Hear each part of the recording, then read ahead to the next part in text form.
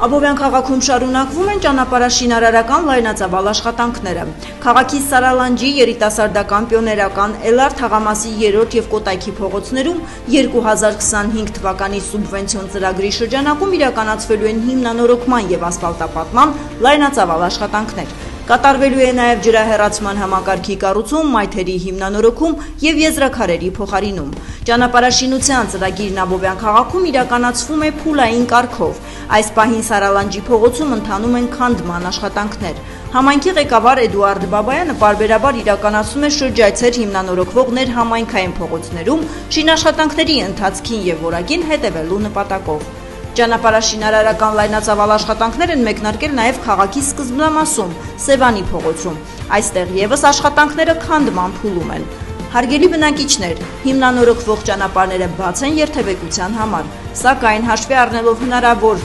անհարմարությունները, հորդորում ենք լինել առավել ուշադիր և հնարավորինս շրջանցել վերոնշյալ փողոցները։